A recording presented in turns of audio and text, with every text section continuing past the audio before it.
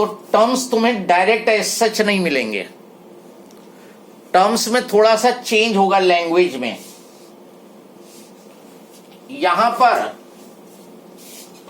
IG के लिए term वो यूज करेगा current which produces full scale deflection.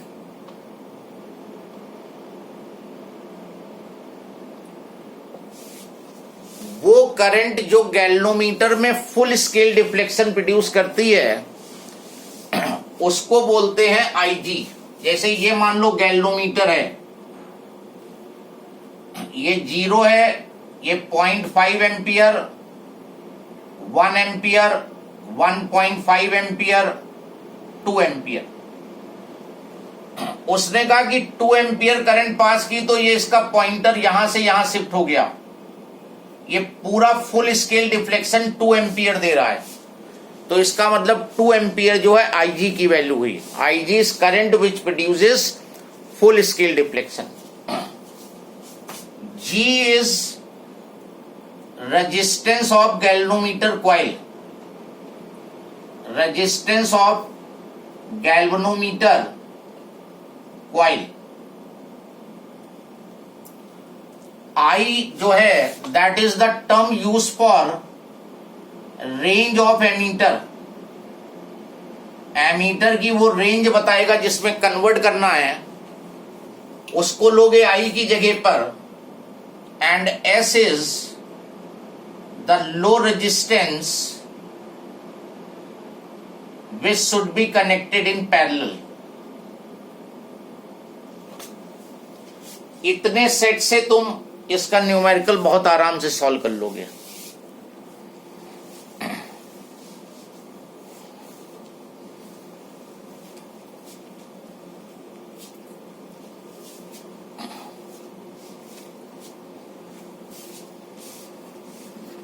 Sir yes sir, IG का क्या बताया था? अगर फुल स्केल डिफ्लेक्शन कर रहा है तो 2 एम्पियर हो जाएगा। उसने कहा वो ऐसे बोलेगा, a current of 2 ampere produces full scale deflection.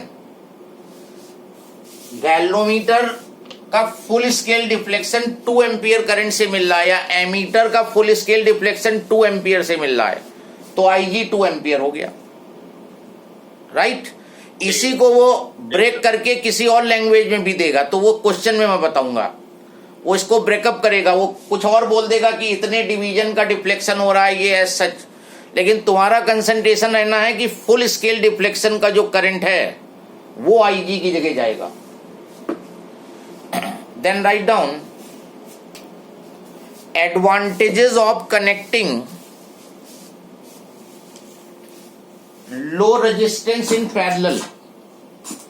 ये जो लो रेजिस्टेंस पैरेलल में कनेक्ट किया है, इसका एडवांटेज क्या होंगे?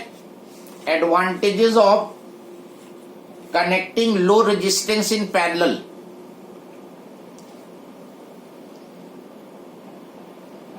फर्स्ट लिखो, it prevents galvanometer coil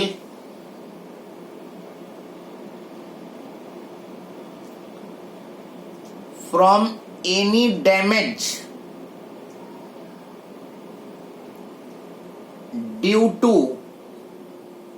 overheating.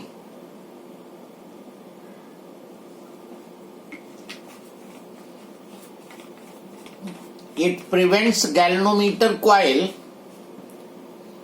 from any damage due to overheating.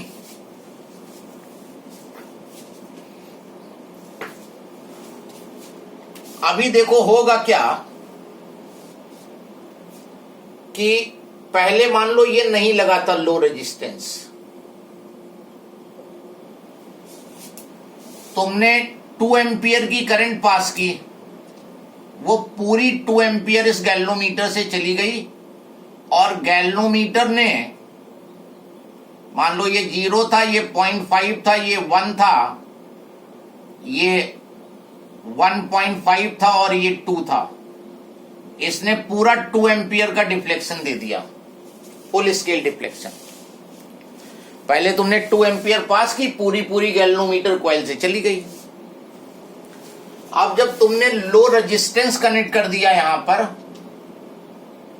और अब 2 एम्पियर पास करा, तो लो रेजिस्टेंस वाले पाथ में ज्यादा करंट जाएगी और इस वाले पाथ में कम करंट जाएगी। तो अब इस वाले पाथ में 2 एम्पियर पूरी नहीं जाएगी। मान लो इस पाथ में 0.5 एम्पियर केवल गई और 1.5 इधर से निकल गई। तुमने यहां 2 एम्पियर पास कराई, लो रेजिस्टेंस से ज्यादा करंट चली गई और इससे कम करंट गई 0.5, तो ये डिफ्लेक्शन तुम्हें 0.5 तक का ही देगा। लेकिन तुम कैलिब्रेशन बदल दोगे, इसको 0 कर दोगे और इसको 2 एम्पियर मार्क कर दोगे। अब तुमने करंट सर्किट में बढ़ा के 4 एम्पियर कर दी, तो ये 1 एम्पियर इधर चली जाएगी और 3 एम्पियर इधर चली जाएगी, तो ये यहां तक डिफ्लेक्ट होगा। ये तुम्हारा 4 एम्पियर की मार्किंग हो गई। इसी तरह जब 6 करोगे तो ये 6 एम्पियर मार्किंग हो गई, और जब 8 करोगे तो फिर फुल स्केल डिफ्लेक्शन दे देगा। और देखो यहां पर अब रेंज भी तुमने एमीटर की बढ़ा ली। पहले ये केवल 2 एम्पियर तक मेजर कर पा रहा था लो रेजिस्टेंस कनेक्ट करने से, now it can measure up to 8 ampere. और लो लगा दो यहां पर तो और ज्यादा रेंज बढ़ जाएगी इसकी, और वही रेंज जो है वो ये आइटम है यहां पर। तो जब 8 एम्पियर तुमने पास की इसमें, लेकिन इसमें केवल 2 एम्पियर ही गई है, तो ओवर हीटिंग का कोई चांस नहीं बचा यहां पर। नहीं तो ओवर हीटिंग से कॉइल डैमेज हो सकती थी। जो बैलेंस करंट है वो सब इधर से निकल रही है, यहां से कम ही करंट जा रही है गैल्वेनोमीटर से। तो galvanometer will be prevented from any damage due to overheating. Second लिखो, it increases the range of the ammeter. ये जो अभी पूरा हमने डिस्कस कर दिया, ये एमीटर की रेंज को भी इंक्रीज करता है।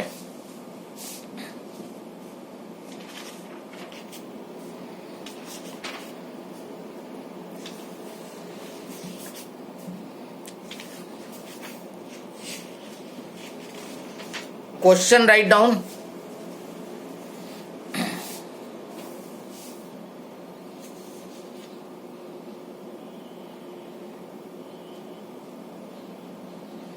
A moving coil galvanometer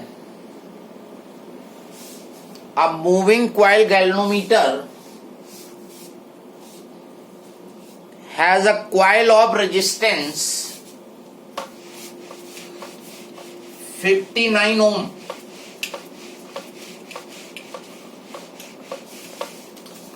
Moving coil galvanometer has a resistance of 59 ohm. It gives full scale deflection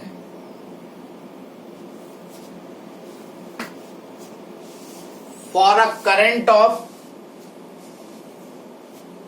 50 milliampere. It gives full scale deflection for a current of 50 milliampere. How will you convert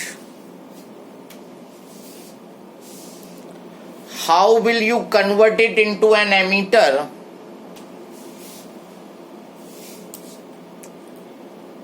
having a range of 0 to 3 ampere? Range of 0 to 3 ampere. Note down what information is given to you in this question. Moving coil coil galvanometer has coil of resistance, galvanometer coil का resistance हो गया 59 ohm, तो capital G, coil resistance is 59 ohm, that is capital G. Full scale deflection, full scale deflection जो दे रहा है वो 50 milli ampere current से दे रहा है, तो इसके लिए टर्म हमने क्या बताया था, आईजी 50 मिली एम्पियर, इसका मतलब हुआ 50/1000 एम्पियर, 0.05 एम्पियर, और जो रेंज है वो 3 एम्पियर की है, तो रेंज के लिए आई यूज किया था। And how will you convert, इस गैल्वेनोमीटर को एमीटर में कन्वर्ट करना है, लो रेजिस्टेंस पैरेलल में लगाना होगा, तो एस की वैल्यू निकाल दो। क्या फॉर्मूला है एस का, आई जी इंटू जी, आई माइनस आई जी, अप्लाई कर दो। आई जी हो गया 0.05, 59, 3 माइनस 0.05, सॉल्व कर लो, एस की वैल्यू मिल जाएगी।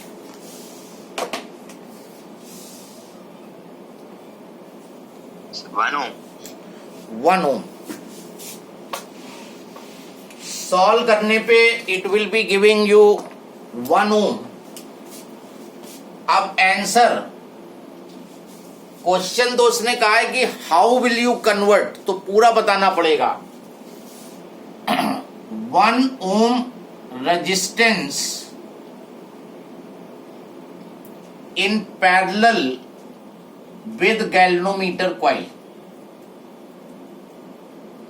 अगर गैल्वेनोमीटर कॉइल के पैरेलल में 1 ओम का रेजिस्टेंस कनेक्ट कर दोगे तो इसकी रेंज जो पहले 50 मिली एम्पियर थी केवल, अब 3 एम्पियर तक ये मेजर कर लेगा।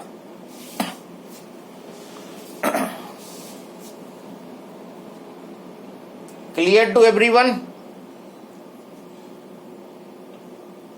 Now in the same question also find the resistance of ammeter। उसने कहा कि जो अब एमीटर तुम्हारा बन गया है इसका रेजिस्टेंस बताओ। तो ये है सिचुएशन तुम्हारे पास, गैल्वेनोमीटर का रेजिस्टेंस था तुम्हारे पास 59 ओम, और पैरेलल में तुमने एक रेजिस्टेंस लगा रखा है 1 ओम का, जो अभी आया है आंसर, तो ये एमीटर बन गया तुम्हारा। इस एमीटर का रेजिस्टेंस बताना है, तो रेजिस्टेंस ऑफ एमीटर, क्योंकि ये दोनों पैरेलल में लगे हुए हैं, तो G इंटू एस अपॉन जी प्लस एस, ये अप्लाई कर दो। जब पैरेलल में दो रेजिस्टेंस होते हैं तो इक्विवेलेंट होता है R1 R2 upon R1 plus R2। तो G है 59, S है 1, 59 plus 1, 59 upon 60 ohm is the resistance of ammeter so formed।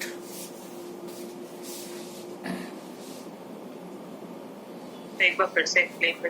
कौन सा पार्ट? Resistance of the ammeter. Resistance of ammeter, ये गैल्वेनोमीटर कॉइल है, इसके पैरेलल में तुमने ये 1 ओम लगाया है, तो ये एमीटर बन गया तुम्हारा। तो एमीटर में दो रेजिस्टेंस पैरेलल में है, और जब रेजिस्टेंस पैरेलल में होते हैं तो इक्विवेलेंट रेजिस्टेंस का फॉर्मूला होता है R1 R2 upon R1 plus R2, that we have applied.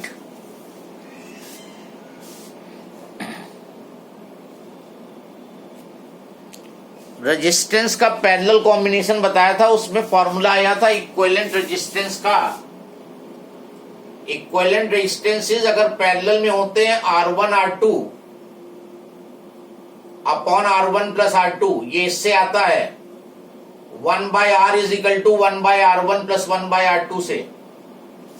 इसका अगर तुम एलसीएम ले लो तो ये फॉर्म आ जाएगी इसकी आर के लिए। तो वही R1 हमने G ले लिया, R2S ले लिया और वैल्यू रख दी। नेक्स्ट क्वेश्चन लिखो।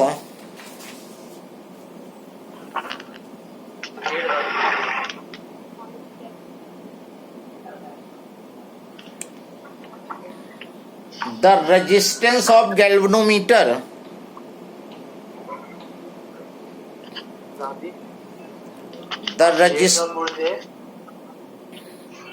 resistance of galvanometer is 30 ohm, 30 ohm. Switch off your video or audio, sorry.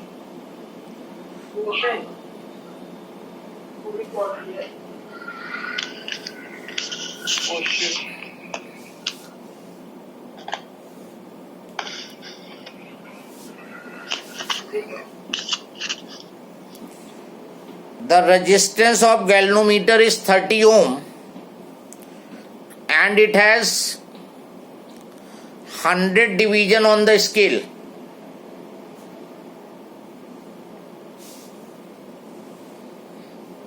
Hundred division on the scale. A current of 0.2 milliampere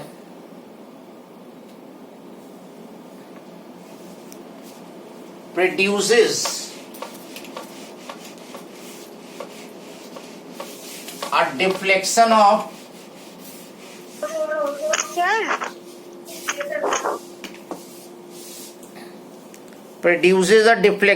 one division. Sir आ current off के बाद बोल दीजिए फिर से। A current of 0.2 milliampere produces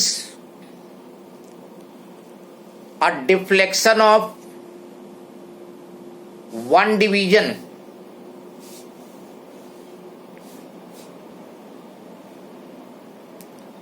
What shunt will be required? What shunt will be required for measuring a current of 5 ampere? What shunt will be required for measuring a current of 5 ampere? Now try this question. Resistance of galvanometer 30 ohm,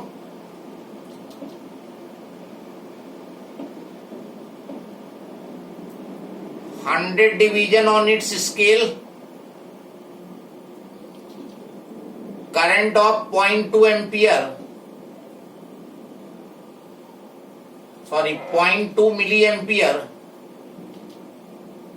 produces deflection of one division. Shunt required निकालना है और range जो है वो 5 ampere है। Yes, try this question.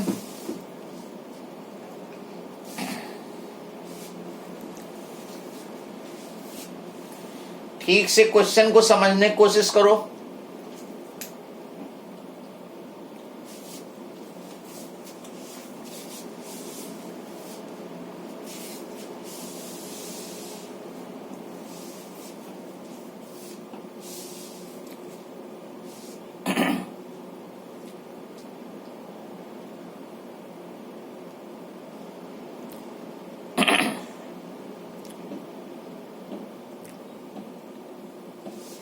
Now see here, galvanometer coil resistance 30 ohm okay है और इस गैल्वेनोमीटर में 100 डिवीजन है टोटल मिला के। इस तरह से टोटल मिला के 100 डिवीजन है और 1 डिवीजन का डिफ्लेक्शन तुम्हें तब मिलेगा जब 0.2 मिली एम्पियर करंट पास करोगे। अगर तुमने इस गैल्वेनोमीटर में 0.2 मिली एम्पियर करंट पास की तो केवल एक डिवीजन डिफ्लेक्शन देगा। और तुम्हें तो ये पता करना है कि टोटल फुल स्केल डिफ्लेक्शन का मतलब कितने डिवीजन का डिफ्लेक्शन चाहिए तुम्हें? 100 का। तो IG जो यहां पे होगा वो 0.2 मिली एम्पियर मल्टीप्लाइड बाय 100 हो जाएगा, क्योंकि इतनी करंट ने केवल एक डिवीजन का डिफ्लेक्शन दिया है और गैल्वेनोमीटर में टोटल मिला के 100 डिवीजन है। तो फुल स्केल डिफ्लेक्शन तभी होगा जब इसको 100 से मल्टीप्लाई करोगे। कहता 50 डिवीजन है तो 50 से इसको मल्टीप्लाई करते हैं, तो ये आ जाएगा, कितना आ जाएगा ये? 0.02 0.02 तो एम्पियर। आंसर 0.12 आ रहा है। Point, yes 0.12। Yes, sir. और रेंज 5 एम्पियर है, एस निकाल दो, IG into G upon I minus IG तुम्हारा 0.02 हो गया, G की वैल्यू 30, I की वैल्यू 5 माइनस 0.02, सॉल्व कर दो, 0.12 ओम in parallel.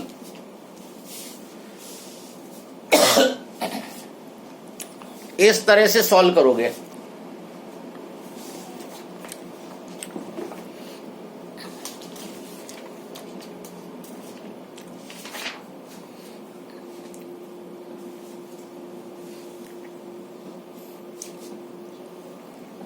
Clear to everyone?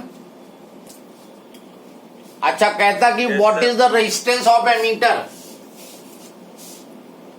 What is resistance of this ammeter now?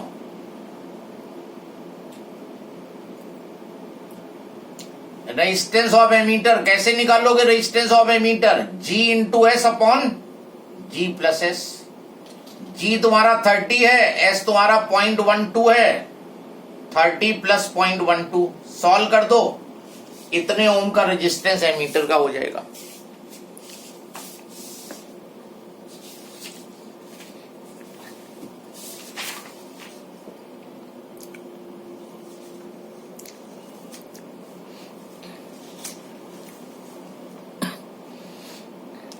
Next question. Sir ये वैल्यू तो जो S के इक्वल थी वही आ रही है। हाँ, तो सेम है। नियरली सेम आ जाएगी, काफी कम रेजिस्टेंस है ना, सेम आ रहा है। राउंड ऑफ करने पे वही आ रहा होगा, तो वही लिख दोगे, कोई हाँ, प्रॉब्लम नहीं, क्योंकि ये नेग्लिजिबल है ना, इसके कंपैरिजन में बहुत छोटा है ये। Okay, next, the resistance of voltmeter, sorry